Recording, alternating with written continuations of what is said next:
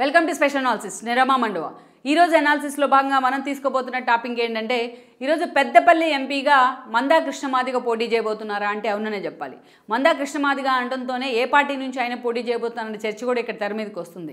అయితే ఈ రోజు బీజేపీ నుంచే మందా కృష్ణమాదిగ నిలబెట్టే ఆలోచనను బీజేపీ కేంద్ర పెద్దలు చేస్తున్నారనే చర్చ కూడా జరుగుతోంది. అందుకు కారణాలు కూడా ఉన్నాయి.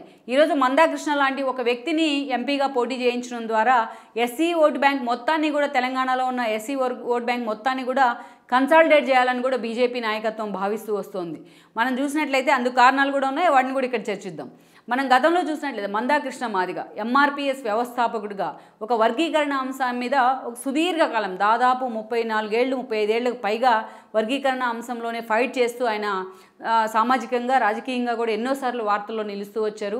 ఏ పార్టీతో అఫిలియేట్ కాకుండా కూడా ఇన్ని రోజులు ఒక ఇండిపెండెంట్ ఇమేజ్ ఆయన మీద ఉన్నప్పటికీ కూడా అయితే తర్వాత రోజుల్లో వచ్చిన కొన్ని రాజకీయ సమీకరణాల ఈక్వేషన్లో కొన్ని పార్టీల వైపు సందర్భాన్ని బట్టి ఆయన మొగ్గు చూపుతూ వచ్చారు. ఈ క్రమంలోనే గతంలో టీడీపీతో కూడా ఆయన కొన్ని రోజుల పాటు చేయలేని పరిస్థితి అయితే ఉంది, పార్టీలో చేరకపోయినా అఫిషియల్గా. సో ఏదైతే మాదిగల వర్గీకరణకు సంబంధించి చంద్రబాబు నాయుడు తీసుకున్న స్టాండ్కి మందా కృష్ణ ఆ రోజు వన్ సైడెడ్గా మద్దతు తెలిపిన సందర్భాలు కూడా ఉన్నాయి. ఇలా సందర్భాన్ని బట్టి ఆయా పార్టీలకి స్టాండ్ తీసుకున్న పరిస్థితి అయితే ఉంది.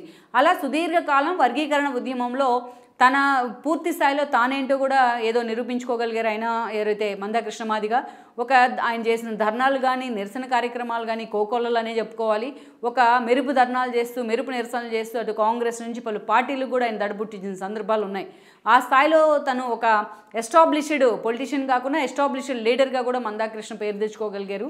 అయితే అలాంటి వర్గీకరణ అంశాన్ని ఒక తేనె తుట్ట అనేది ఎప్పుడు దానికి ఉన్న పేరు. ఎందుకంటే అటు మాదిగలు ఎలా అయితే వర్గీకరణ అంశం మీద సంతోషంగా ఉంటారు, అదే స్థాయిలో మాలలు కూడా దాన్ని మాల సామాజిక వర్గం వ్యతిరేకించే అవకాశం ఉందని కాబట్టి ఎప్పటి నుంచో ఈ నెగోషియేషన్ అయితే ఉంది.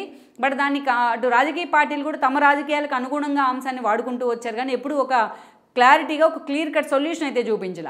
అలాంటి సిచ్యువేషన్లో బీజేపీ మొన్నటి తెలంగాణ అసెంబ్లీ ఎన్నికలకు ముందు ఈ తేనె తుట్టిని కదిపే ప్రయత్నం అయితే చేసింది. ఈ క్రమంలోనే మందా కృష్ణమాదిగను ఓన్ చేసుకునే ప్రయత్నం చేసింది బీజేపీ. మోడీ స్వయంగా ఎన్నికల ప్రచారానికి ముందుగానే మోడీ స్వయంగా ఎస్సీ వర్గీకరణ పేరుతో తెలంగాణలో ఒక పెద్ద సభను ఏర్పాటు చేశారు. దాదాపు తెలుగు రాష్ట్రాలే కాదు పక్కనున్న రాష్ట్రాల్లో కూడా దాదాపు 10 లక్షల మంది ఆ సభకు హాజరయ్యే విధంగా మందా కృష్ణమాదిగ దాన్ని ఇనిషియేట్ కూడా చేయడం జరిగింది. సో ఆ వేదిక మీదనే ఎస్సీ వర్గీకరణకు అనుకూలంగా మోడీతోని ఏదైతే బీజేపీ నేతలు ఒక ప్రకటన అయితే చేయించగలిగారు. ఎలాగూ బీఆర్ఎస్తో ఉన్న పొత్తులనే నానుడితోని తమ ఓట్ బ్యాంక్ దూరమైందని బీజేపీ ఆందోళనలో ఉంది, బండి సంజయ్ లాంటి వాళ్ళని దూరం చేసుకోవడం కారణంగా. బట్ ఆ ప్లేస్ను మందా కృష్ణమాదిగ రీప్లేస్ చేయగలుగుతారు. ఎస్సీ వర్గీకరణ అంశం తమకు ప్లస్ అవుతుంది, తెలంగాణలో మాదిగ సామాజిక వర్గం ఎక్కువగా ఉంటుందని కూడా బీజేపీ నేతలు లెక్కలు కట్టారు. అయితే అది ఎన్నికలకు చాలా ముందు బీజేపీ తెర మీద తీసుకొచ్చిన మరో కొత్త డ్రామాగా అందరూ చూశారు. ఎందుకంటే అక్కడికక్కడే ఎస్సీ వర్గీకరణను మోడీ ప్రకటన చేయలేదు వేదిక మీద. మందా కృష్ణమాదిగను ఓదారుస్తూనే ఆయన హక్కును తీర్చుకుంటూనే ఆయన కన్నీళ్లు తుడుస్తూనే ఒక కమిటీని వేస్తున్నట్టు మోడీ ప్రకటన చేయడం జరిగింది ఎస్సీ వర్గీకరణ మీద. సో అందుకే ఇది ఒక కంటి తుడుపు చర్యలాగా అని కూడా ప్రతిపక్షాలు విమర్శలు చేశాయి. అయితే అది ఒక సెన్సిటైజ్ ఇష్యూ కాబట్టి ఎవరు అంత లోతుల్లోకి అయితే వెళ్ళలేదు, దాన్ని ఎన్నికల ప్రచారంగా కూడా బీజేపీ అంతగా వాడుకోలేకపోయింది. అయితే ఎప్పుడైతే ఎన్నికలు ముగిసి ఈ రోజున బీజేపీ 8 స్థానాలను సాధించగలిగిందో అప్పటి నుంచి ఈ అంశాన్ని మరోసారి బీజేపీ హైలైట్ చేసే ప్రయత్నం చేస్తోంది. ఈ క్రమంలోనే తెలంగాణ వ్యాప్తంగా ఉన్న మాదిగ సామాజిక వర్గ ఓట్లను కన్సాలిడేట్ చేయాలి అంటే మోడీ ప్రకటించిన ఎస్సీ వర్గీకరణ అంశాన్ని చాలా సీరియస్గా జనంలోకి తీసుకెళ్లాలని కూడా బీజేపీ నేతలు భావిస్తూ ఉన్నారు. ఈ క్రమంలోనే మందా కృష్ణమాదిగకు పెద్దపల్లి ఎంపీ టికెట్ ఇవ్వాలని కూడా ఆలోచన చేస్తున్నారు. గతంలో వినోద్ కాకాకోడు చిన్న కొడుకైన వివేక్ లాంటి వాళ్ళు అక్కడి నుంచి ఎంపీలుగా కూడా పనిచేస్తున్నారు. ఇప్పుడు ఆయన మరి కాంగ్రెస్లో చెన్నూరు నుంచి ఎమ్మెల్యేగా గెలిచారు. సో అందుకే పెద్దపల్లి నుంచి ఈ టికెట్ మీద ఒక ప్రయోగం చేయాలి, మందా కృష్ణమాదిగని అక్కడ నిలబెడతం ద్వారా అని కూడా బీజేపీ లెక్కలు కడుతూ వస్తోంది. గతంలో మందా కృష్ణమాదిగ అటు వరంగల్ నుంచి లాంటి చోట్ల కూడా పోటీ చేసిన సందర్భాలు ఉన్నాయి, బట్ ఓటమి పాలైన సందర్భాలు కూడా ఉన్నాయి. సో అందుకే ఈ రోజున పూర్తి స్థాయిలో మందా కృష్ణమాదిగని బీజేపీ హక్కును చేర్చుకుంటూ వస్తోంది.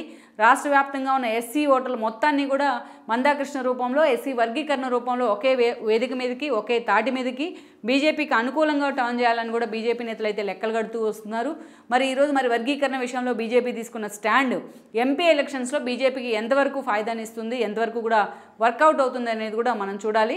మందా కృష్ణమాదిగ రూపంలో బీజేపీ చేస్తున్న ప్రయత్నం నిజంగానే ఈరోజు బీజేపీకి ఎంతవరకు ప్లస్ అవుతుంది అనేది కూడా ఈరోజున ఒక $1 మిలియన్ ప్రశ్నగా అయితే మారిందనుకోవాలి.